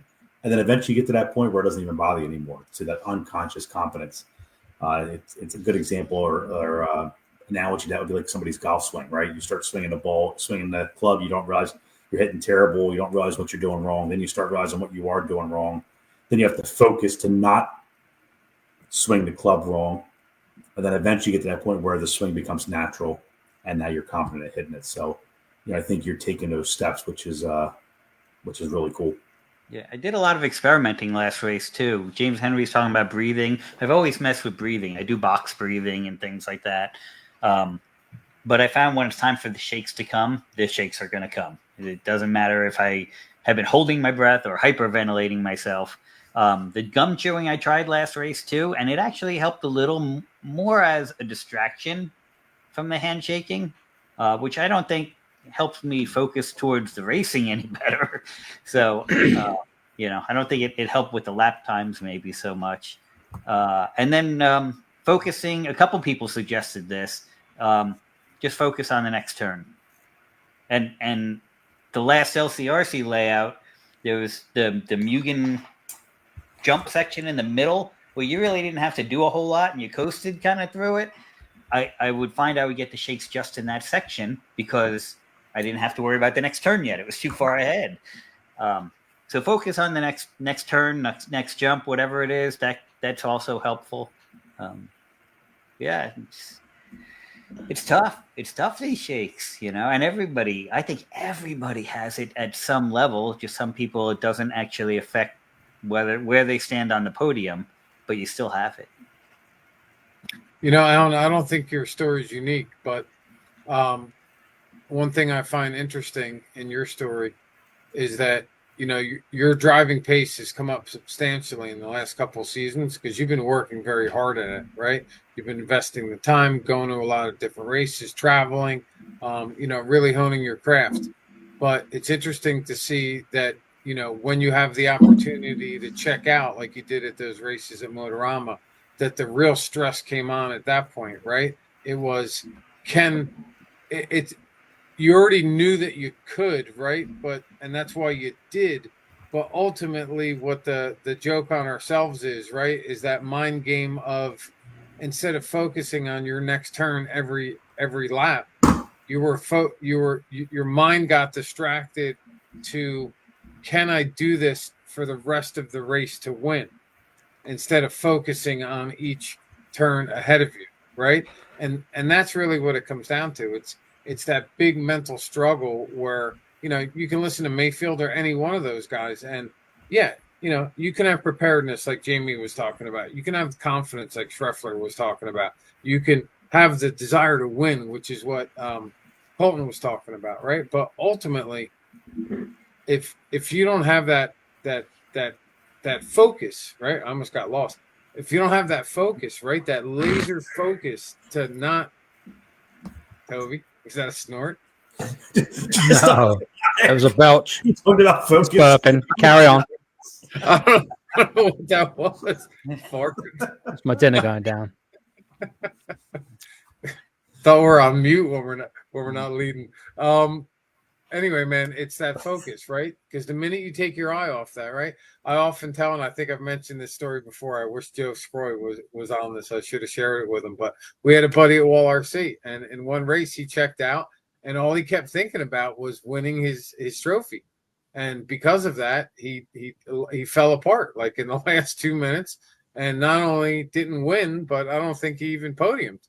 And that was a big joke after the track, and for like the next couple of weeks, we all kidded around about that. But it's that laser focus and that desire to win and wanting to win. Alan, we really appreciate your story, your commentary. Opening yourself up in the racing. Keep doing what you're doing, man. I've seen your improvement. I'm very proud of you as a friend, and seeing you've watched me race and gone with me racing for a long time, and your kid. And, you started to own your own racecraft over these last couple of years. It's not easy. That. And I would say the hardest thing for any of us to do is when you go racing and you don't see the results that you personally want to see. Is Toby giving us sign language there? Is that what that is, fella? Is he giving us sign language? Sorry. Yeah, Tom, yeah. I lose my train of thought when I look. Pretty easily, apparently. Tom, you're worried about owing Dennis Brewer Chicken Farm. Actually, the best finishes I've had are generally because Dennis made a bet with me, and I will not lose a bet with Dennis. I was hoping not to, but don't bet him at golf. All right. Well, I think we got a couple more to go through. We don't have all those guests I mentioned earlier. We don't have a clip from Greg Harmer. I was trying to get one also from Jacob Hardison. Unfortunately, it didn't work out. And Aiden Manchenda. He was at his graduation. But I think we have one or two more, Toby, if you I have Sedler, Daniel Sedler, which I had to made a bit of a technical hitch setting this up. So I'm hoping I have it queued correctly here. If I didn't, then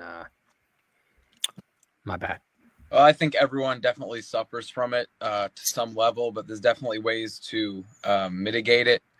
You have to kind of calm your mind down because your body is kind of your subconscious mind. So if you have your mind in a calm, relaxed, focused state, then your body's going to kind of calm down too, and those shakes will subside.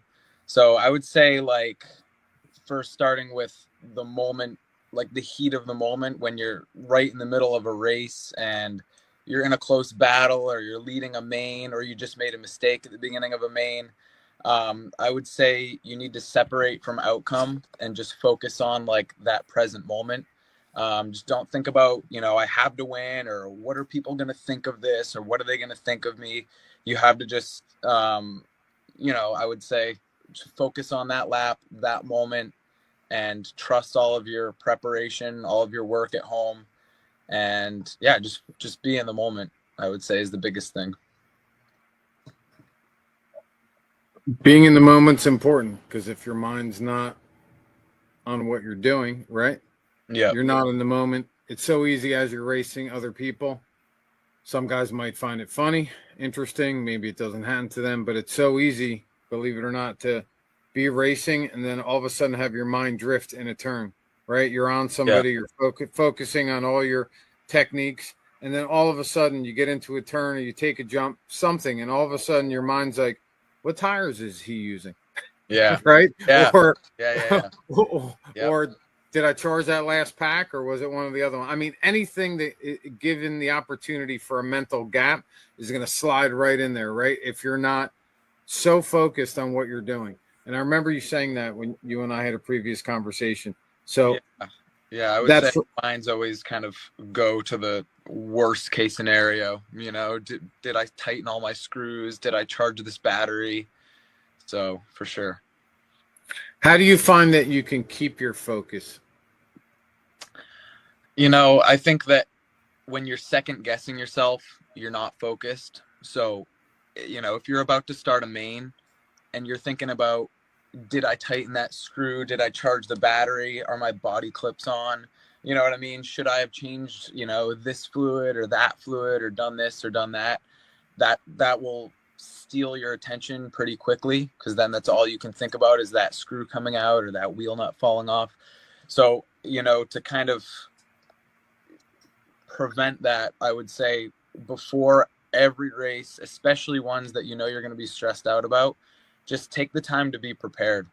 Make sure you go through your whole car, tighten every screw, kind of, in your mind, bring yourself to that moment right before the tone goes off, and try to predict what you might be thinking about, and, kind of solve those problems beforehand. So tighten all the screws, replace the oil, and anything that you're even thinking about doing, just do it.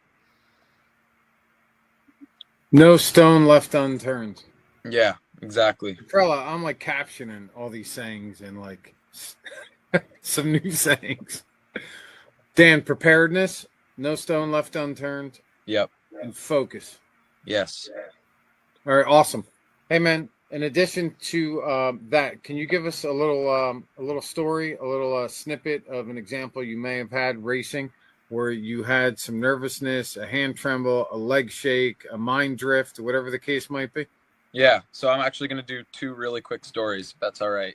So the first one is about a time where I was, very stressed out. It was actually the C main at the Pro E-Buggy C main at Silver State just about a month and a half ago.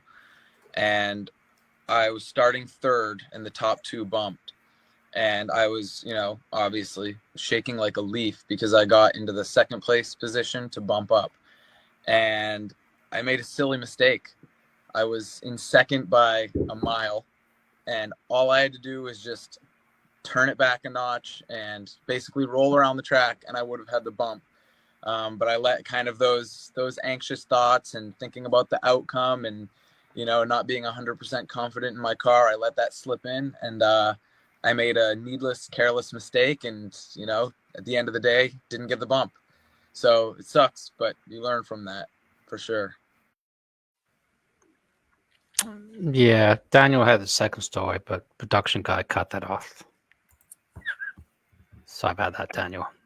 But Daniel Sedler, a very fast technical guy, technical driver and techno driver in the region. So appreciate him coming on with a little segment for us. Again, he's been on the podcast. So scroll back a year or so, you can check out his full pod with him.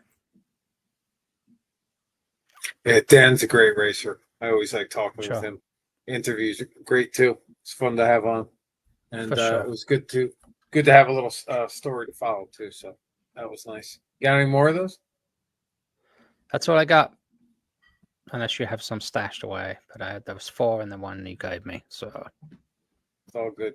All good. Yep. Great stories. Good insight. You know, it's nice to hear from the local guys.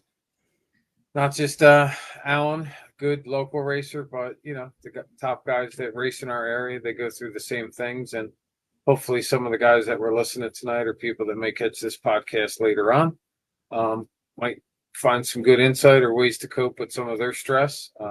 You know, I'm sure if you want to hit Alan up, he can let you know who his therapist is. Otherwise, you know, some of the other guys that are out there, and I'm sure that they're more than accommodating if you wanted to reach out to them. They're all good guys that have been on the show before, I'm sure. You can reach out to one of us to find out how to get in touch with them, or just reach out to them directly at the track. But awesome stuff. I really was happy to do this. I hope you guys enjoyed it too, in terms of the content. I think it's nice for people to you know, talk about how they feel, why they feel that way. Me, ultimately, I really think that all of it is truly based on the pressure you put on yourself. And I find that the guys that don't tremble or shake are the guys that really just don't give a shit when they're out there. They don't care if they win, care if they lose, because they're really out there just to have fun, right? And that's the original reason why we all started this, right? Just go out there and have fun. And somewhere along the fun line, we found out that part of the fun was actually competing or being in competition, or that's where the excitement was, or the excitement is, for that matter. I, for one, that's the main reason why I go racing. It's great to hang out with my friends, awesome to run or pilot these cars. Hate the term play with, but, you know, ultimately we're out there having a good time. It's that mental reprieve that we go out there for, but in that same capacity, while we're trying to take a break from life, it's funny where there's a different stress that's put on there. We're out there to get away from stress, but going out there is a whole different stress that we put on ourselves, which I think is quite interesting. I think we've all come home from race day. Those of us that feel that stress, where maybe you've lost the lead, your tire came off because you didn't tighten, you put in the wrong battery that was dead. You knew you should have changed the motor out because the bearings were squeaking a couple of races before, right? Whatever the case might be. And that shit actually happens. And then you spend the car ride home. And if it's LCRC, you could be looking at a 3.5 hour ride, or the barn, maybe it's an hour. But how many times I remember sitting in bumper to bumper traffic where I knew I had that win and I gave it up, and I spent the whole car ride home trying to figure out how to not do it again, or why I'd gotten so nervous. So anyway, I love this hobby. I love this sport just for that same reason, right? It's the same things that make you enjoy to go racing and have a great time with your buddies. It's what makes you drive to go out there again, to get that excitement, you know, whether you're racing cars, playing golf, doing motocross like Vinny's doing today, or, you know, whatever the case might be. So it's all how we learn to handle these things. And I think the bigger picture, before we wrap it up, is if you figure out how to handle those emotions, right, ultimately you can use those tools on how to improve your life in some other ways. And Alan touched on that briefly, but there's many things in life that can cause us to be anxious or have anxiety, whether, you know, hey, I remember when I had my first kids, I could have puked. I was so nervous. But, you know, you get over that. How are you going to handle adulthood? Well, you know. So maybe we need to have like a therapist at the track. You know what I mean? That's what Alan's alluding to. We do. I'd sponsor that. You come over our kids, it's called Nowhere Light. I think we should have a slapper at the track. So, you know, you go over, you're like, I'm anxious, I'm nervous, or whatever. Smacking Snap right the fuck out of it. There was a post before Donna. somebody left. They used to have tracks for you, so you could smash. You know, have one of We're just get rid of all your stress. Get rid of all that ready to run stuff and beat it up. Dennis was saying that he was a big smoker, but cutting that out has really helped him. I mean, there's a lot of connection between smoking and how it was kind of becomes habit forming, not just the act of smoking, but procedural, right? You do things and then you have a smoke, or you have a smoke and then you do things. So I think what he's trying to say is it's helped him a lot by, I guess, breaking up his routine, pre-post race or something. So it's interesting to hear. Is he still doing the Red Bull? I mean, I think he's saying that he's also kind of backed off on that too, which is nice. Probably a good thing. Yeah, that'll crank his heart rate up big time. So that'll, in some cases cause a tremble or a shake if you got way too much caffeine in your system, for sure. My wife, she has a half coffee. She's like, so it hits us differently. It's James Henderson. Shane was saying, drive a lube, Michelob Ultra for me. That's like Mayfield was talking about, right? I don't know if you guys listened to Wheel and Trigger, but some guy called in to ask for if they could put a section on the setup sheet for how many Coors Lights you have to drink to attain certain results. Mayfield was on there. It was pretty hilarious. So anyway, yeah, I know. Taylor likes to pound the energy drinks. He's at the track. So I saw Taylor this week. I came over to see you and him, Toby. He had a one empty and one in his hand. I think there might have been two empties there. And it was like 10 o'clock in the morning. That's impressive. It's all day. I don't know how he sleeps. He doesn't sleep, actually, unsurprisingly. So, what you do? Well, we covered racer anxiety. Tom Petrella covered some of the new exciting products that are out there. Vin, do you have anything to cover this week? No, I'm down here in Georgia. I was kind of hoping somebody would reach out with some setup questions for us, but it might not be a bad idea to skip it because I'm kind of running out of time. You got it. A good soft conversation, right? Rather than talking about shock positions and whatever. Things. It's a great convo on some of the things we don't really think about, right? So, sure. True. Sure. Do you want me to talk about shock positions? No. I do not. I want to get into it right now because we can. Well, real quick. Before we Okay. get going, I mean, if you want me to fall asleep, then go right ahead. I'll start yawning. George, I've been you pretty asked me well to behaved keep so a far. running list of what some of the stuff we talked about was, right? And some of the things I wrote down, and we'll just kind of surmise it and let everybody go for the night, right? But confidence is key.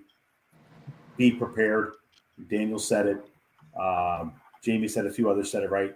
Check the car over, make sure it's good. You're not going to be worried about, hey, did I tighten that wheel nut or did I charge that battery pack?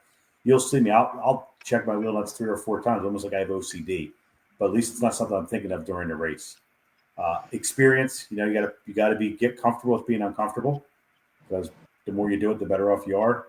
Be one with the car, and focus on the next turn. That was a good one from Alan, right? Focus on the next turn. Don't think too far ahead of, oh, am I going to hold on the lead, or what's my buddy going to say, or what's going to happen here or there. Focus on the next turn. And the one thing I think for everybody here, you're not alone, right? Everybody's feeling this, right? Some of the fastest guys we have in the Northeast. We recorded some segments with them. Every one of them's having it in some way or the other, and they still have it. It's just a matter of how you manage it. So, I want to add one thing. Colleen Millsaps was telling the group something, and she was like, "Listen, if you want to learn how to get faster, and we're on the turn track, and she's like, you have to get uncomfortable. You have to kind of ride and out of your comfort zone, and maybe the things that made you comfortable, you have to adapt and try different things. For example, like squeezing the bike with your legs. and you get so much feedback on what the bike is doing just through your legs and all that. So just trying different things. I don't know exactly how that relates to RC, but it could be even just like we talked about, practice and becoming one with your car, and trying different things. And like I know there's some drivers that have setups where there's a lot of steering, tremendous amount of steering, and then there's ones that don't, and they adapt, and you're not going to say one is better than the other, but try some other things and see, get yourself out of your comfort zone, and maybe you'll find a new level of comfort, something else that might work better for you and make you feel better about your ride with your car, that can help alleviate some of that anxiety. What? Sweet. Good words, man. All right, so we're at almost 2 hours. Probably should wrap this up, George. Why don't you wrap it up, Toby? Okay, bye. Bye, folks. That's the abbreviated version of what George is about to say. But no, I think it's been a good conversation. Appreciate everybody chiming in. Lots of feedback. I think we had over 150 comments, which is awesome. Good engagement. Appreciate everybody. Very cool. Checking us out. We got this is our 30th episode. We've been doing this I guess that's 2 and something years. I guess monthly podcast we do. We've had some awesome guests. Most of our podcasts are on YouTube, or actually all of them on YouTube, a few on Facebook. Facebook's becoming particularly and increasingly annoying to post longer videos to. I keep saying that I'm going to put it on Apple Podcasts, but I just seem to keep blowing them off. So I'll try and focus a couple of brain cells on that. Got to thank Daniel, Jamie, and the other 2 guys. Maybe I've had too many beers. Colton. They were. Colton and Shref for coming on, give us some extra wisdom. We've had them also on the shows for longer conversations. Again, go back, check them out. Really appreciate their honesty. I think there's definitely some intersections between them all and what their experience has been and continues to be. So, like Tom was wrapping up. So I think that's it. Unless you got anything else, Vin, Tom, George. No, we'll have some new guests obviously coming up in a lineup coming up soon. Some aggressive racing coming up. I think Trains and Lanes has a race, I think, on July 4th weekend, if I'm correct. Rhythm, Tom, 2-day race. Is that on July 4th? Well, they have like Stars and Stripes on a Saturday, and then they have like a free. If you race Saturday, you get Sunday for free club race. So that's what they do every year. Gotcha. Tom, you have any race coming up this weekend? Nothing this weekend. We got a new layout we're trying to work on. We'll be racing again. I think it's going to be the 12th. And then the 26th, we're having the Summer Surge presented by Team Associated. Sent me a bunch of door prizes. Looking forward to having a nice big turnout again and having some fun. Cool. Sweet. Vin, I know he's going to have some cool setup things moving forward. Some stuff pertinent to summer racing, so on and so forth. Because we got hot weather. We got hot weather for sure, but more coming throughout the rest of the summer. But we really appreciate you guys watching. As always, we appreciate any likes, thumbs up, shares, so on and so forth. Check us out on YouTube, Facebook, and check in next month for episode 31. In the meantime, thanks for watching our episode about racer stress, and we'll see you guys all at the track. Let's go racing. For sure. You guys got any more? Just one final thing. You guys have any ideas for what we can do to improve, things we can address, any constructive feedback, as they say, why Tom looks so sleepy or whatever. So hit us up and, always looking to improve and add more content. Anyway, for those YouTube viewers, please subscribe, like, share, whatever you can. We appreciate it very much. Thanks to everyone who has. So hit that like button, please. All right, guys. See you later. Peace. Good night.